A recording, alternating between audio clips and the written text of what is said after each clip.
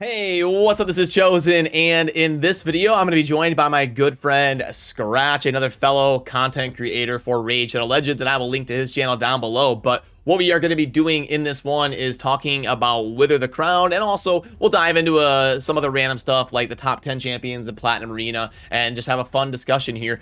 Mainly because when there was a guaranteed summoning event for Wythir around 15 Sacreds, I kind of, some people think I underestimated her a little bit and said, you know, she's good, but I don't know if I would YOLO 15 Sacreds for her. You might be better off pulling during a 2x. And then some people in the comment sections and stuff were like criticizing me for that take. So what we're going to do here is dig my feet in and try to prove why all of those viewers are crazy and why I am right. No, I'm kidding. What we're going to do is talk with Skratch about if I was wrong about that, and if I was wrong, I'll admit it. So that's what this one is going to be. Hope you enjoy. Let's get into it.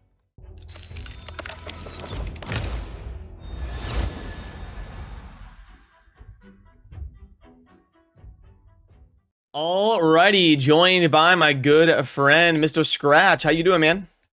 Yo, what's up, Chosen? How you doing? How you doing? Doing pretty good, man. Actually, excited to catch up with you because we haven't made a collab in ages, man. It's been like, what, 25 years or something like that. It seems like it. Yeah, we all kind of get caught up in the normal grind, video stream, work on this, work on, you know, and then you look up and 3 months have gone by since you've kind of touched base with somebody. So it's good to see you. And I've been talking about doing this video for a couple weeks now because back when they did the guaranteed, I think it was 15 Sacreds for Wythir, right? Something like that. I remember. I actually had to purchase every single sacred. I got a blow in my wallet that day. Yeah. That's brutal. No, but I was telling people like, I mean, yeah, Wythir's good, but I don't think she's like god tier, Platinum Arena, Duchess, Siphi.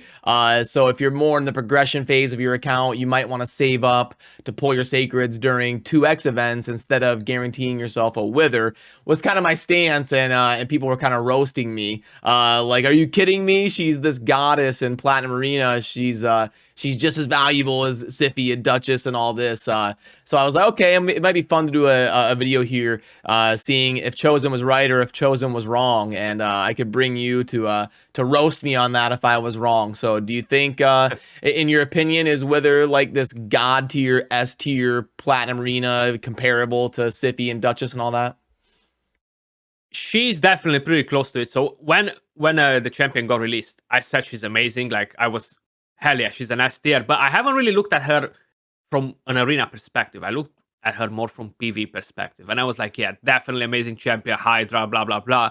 And then she is great for arena as well, not only because she's force affinity, you know, but she has that passive that constantly gives you continuous heals. She has the cleanse, which in the current meta is so important. If you're running champions on stone skins, you want to counter the bombs, which are not that powerful overall if you're countering them with a cleanser. So that's what makes her so powerful, and being able to heal the team, cleanse the team, and just being that force affinity to annoy your Tranda and Magic Nukers, you know. Yeah, because you can correct me if I'm wrong, but I think maybe the two most common DPSers in Platinum Arena might be like Rotos and Trunda, and they're both Magic Affinity. Yeah, Rotos, Tranda, and Solus. So it's pretty hard to say which one of them is used more often, but I'm pretty much using all three of them. Rotos, I'm not using him as much recently, you know, in the last few weeks. Okay, and while I've got you here, has there been any big noticeable changes in the last month or two? I know they've changed Platinum Arena to being 500 players, and then all the stuff going on with like the Russian players. It's like, have you seen a shift in how Platinum Arena is playing, or is it mostly kind of been the same for a long time now?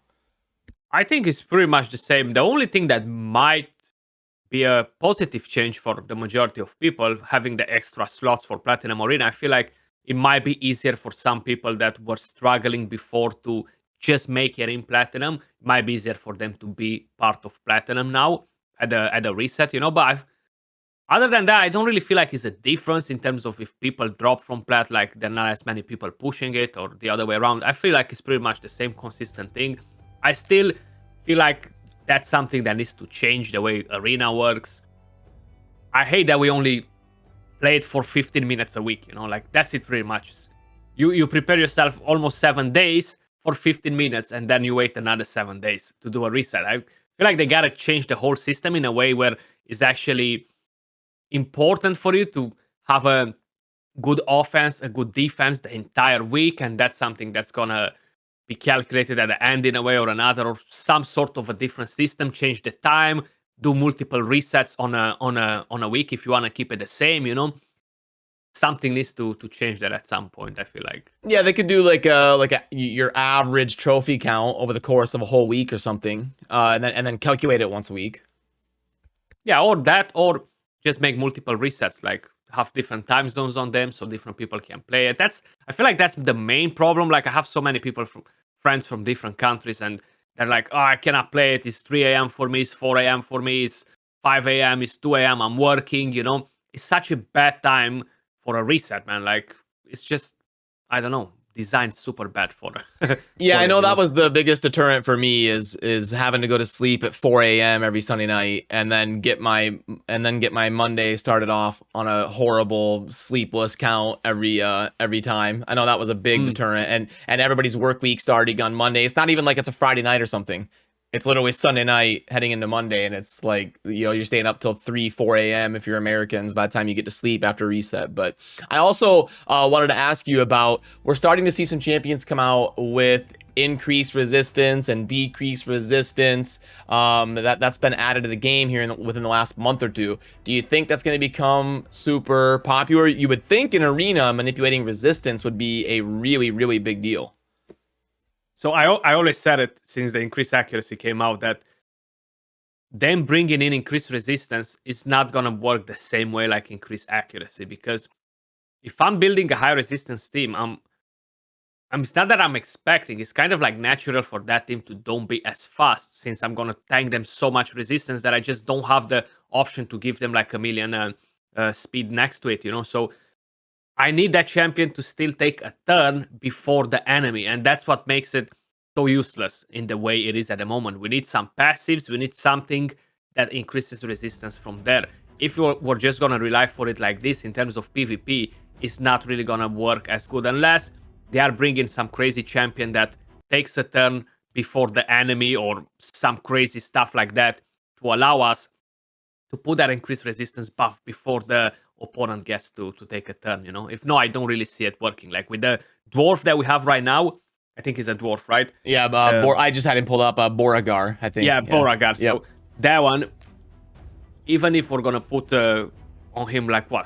He has a super low base speed. We can make him like 300 speed super easily, Like it's gonna be pretty hard to make it work. It's just not worth it to replace another champion with him in the team at the moment. Okay, gotcha. And then one thing I also wanted to do today while we have you here is ask you your top 10 most valuable champions for pushing Platinum Arena. It's been a while since I've had that discussion with somebody, and I've got my list that I can pull up, trying to predict what you would say, trying to predict what I think would be the answers here. And then I'll pull it up for the viewers to see it. This is something I like to do on my channel. So they'll be familiar with it. But Skratch can't see what's on the screen. So this is going to be the champions I think he's going to put as the top 10 most valuable. Offense, defense, all things considered for pushing Platinum Arena if you had to pick 10 champions to kind of have on your account. So I'll let you go ahead and start off and work your way from number 10 to number 1. And we'll see how close our two lists are. Right. So we're putting defense, offense together, kind of like that. Just 10 champions, just right? like Platinum combined. The 10 kind of most like valuable champions in your opinion for finishing high in plat. Okay, so it's gonna be dependable in a way or another. I guess it depends from player to player and their play style and stuff. But I would say my most used champions and the ones that I rely the most on offense, defense wise, of course, not all of them they're gonna be used in defense. It's gonna be Duchess for sure. Necrit. Can you put an order from 10 to 1? Do you have that on your list? Or are you just going to list 10? Is there any way for you to sort it from 10 to 1? That's going to be hard because each one of them does a different thing, Well, you got to do it, Skratch. We do tough stuff around here. I'm going to make you split hairs and list them 10 to 1. Okay. So I'm going to start with Warlord, okay? He's definitely the one champion that everybody needs to have. Warlord is so number important 1. So you're going to start with in number the 1? current meta. Yeah, I'm going to put in a Duchess. At 2? Nacrit. Oh, man. I'm going to go with Kaimar. Then I'm going to put you Sifi there. But that depends as well. That's more for defense and offense as well, depending if you're running Rotos or no. And from here, honestly, it's Hegemon, Ramantu, Arbiter, Tranda, or different Nuker, Leorius, Candy, depending what you're using, what you have available. And Wythir, Mitrala, Ursaga. Kind of like those 3. I feel like those are in a straight line. That's why I'm giving you a couple extra champs there, you know. If we're talking about Wythir or Mitrala, they're both powerful as cleansers. You know, cleansers are very important to strip bombs. Mitrala, she's unique in her own way with the accuracy that's transformed in resistance, the cleans, and everything else that she does. And at the same time, Wythir, she's powerful because of the heals, the cleans, the affinity. So, and she's a tanky champion too. So it's really depending on how you are going on with your team, what you're planning to build, and what you're mainly planning to counter. Because every defense in this game is getting farmed on reset. There is no defense that has 100% win rate. Everybody will farm somebody. So basically, everyone has kind of like his nemesis.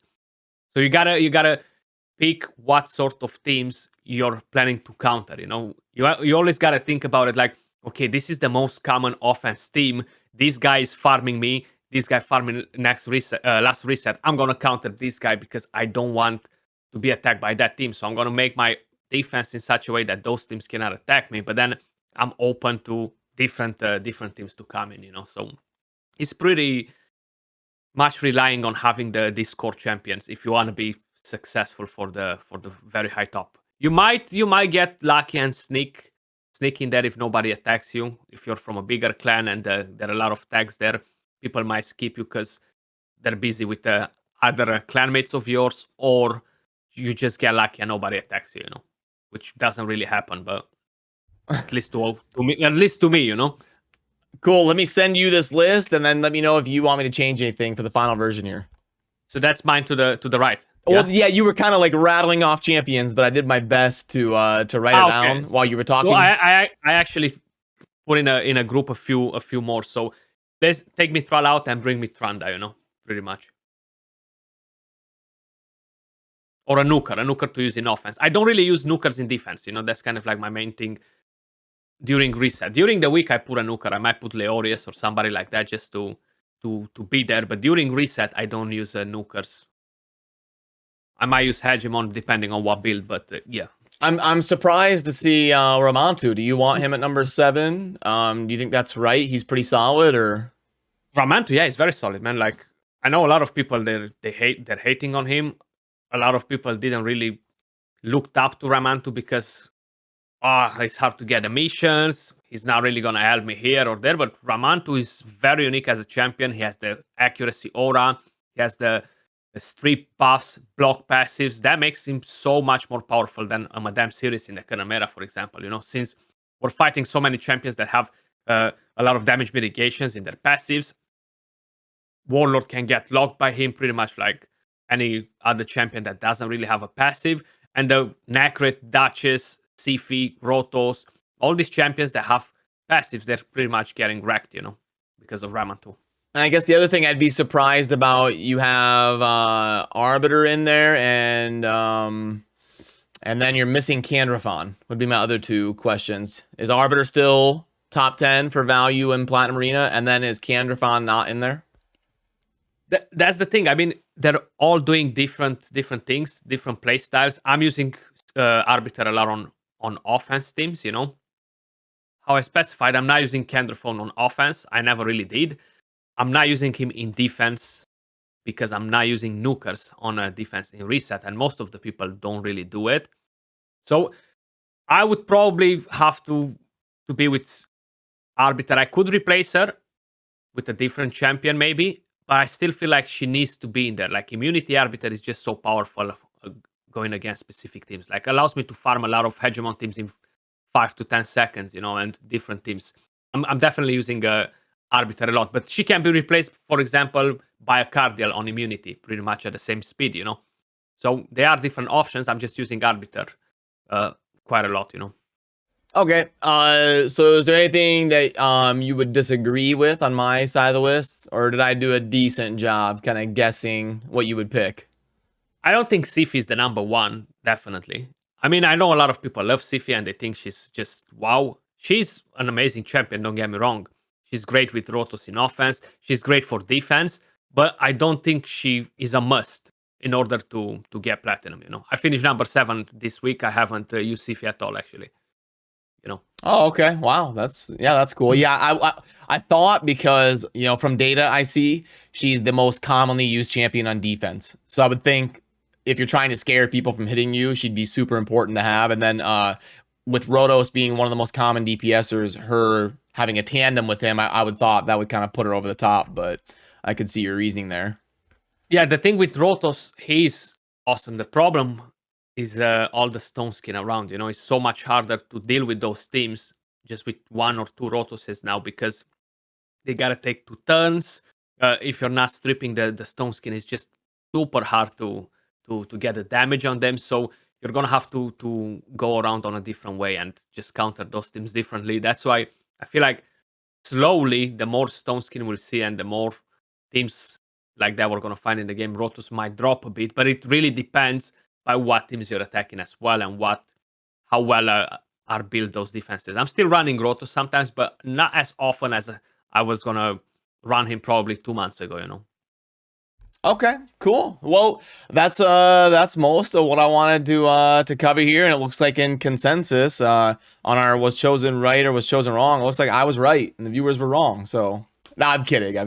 I guess I undersold Wythir a little bit, so I was proven wrong on that one. I'm happy to be proven wrong and admit I probably wasn't considering the buff manipulation and the cleansing and how good she would be in scaring people away from attacking you and kind of delaying them and stuff. So yeah, she was definitely worth YOLOing for. And even Skratch dipped into the wallet and bought sacred shards, which had to be All brutal. That had to, like, oh my dude, they charge like $30 a piece for sacreds.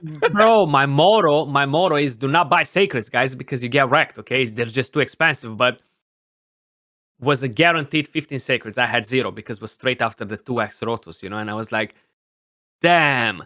I opened all my shards because I missed Rotos on that account, and I was like, you know what? Should I buy it or should I not? And I was like, damn, I really don't want to buy it. I feel like I'd better put a knife in my heart. But then I was like, I'm gonna miss on her. She's just such a good champion. I can't miss on her, you know. So I actually don't try this. How did you even buy 15 sacreds? Well, they actually sold a string pack of 12 the first day, and then they sold a pack of 4 the next day, and it was literally the worst pack ever. But they didn't sold another one. The clan boss wasn't generous enough, so I actually spent around $400 for Wythir.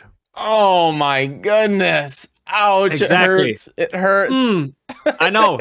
That's how I felt as well. Trust me. That's exactly how I felt. I was like, you know what? Tax money. Thanks God that I can do that, because if tax write-off season. Tax write-off season. Oh boy. Exactly.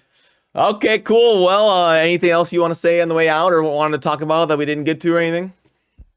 Man, I mean, just with Wythir, like a lot of times you see people that are getting stuck. They cannot kill the champion, you know. So they're spending 2, 3, 4 minutes trying to kill that champion in arena. It happened to me once during reset when I literally had to back out. I didn't spend all that time waiting. Like usually, if the fight goes on more than 1 minute and I feel like it's just getting annoying and it's not happening, I'm backing out because that holds me back. But I've seen clips with streamers getting on it like for 4 or 5 minutes in a fight and being able to kill it and still trying, you know. So she can be pretty annoying, guys. Very annoying. Yeah, I've seen it when I'm farming like the 1-person defenses in Tag Team Arena. You know, when you get lucky and you find somebody. And I'll just like, you know, be fighting against a solo Wythir for like 2 minutes, just sitting there living when I'm trying to grind up and it's like, yeah, wow, that's pretty hard to kill. Yeah, that's the thing with her. Yeah. Cool. Alrighty. Well, thanks for joining me, Skratch. It's always fun to touch base with you, and we'll do it again soon. Absolutely. Peace. Alrighty, so that does it for this one. Massive shout out to my good friend Skratch for taking the time to join me. I'm sure you know who Skratch is, but if you haven't subbed to his channel, you're going to want to do that down below because he's an awesome player that puts out really good content. And it looks like I have to admit that I was a little bit wrong about Wythir, and some of the viewers that were criticizing me were right. Looks like I underestimated her power. I'm going to have to get her updated on the tier list and all that. So thank you for holding me accountable and helping me learn more about the game. I am happy to do so when that happens and the criticism is warranted. So that does it for us on this one. Hope you enjoyed. Have a good rest of your day. Peace.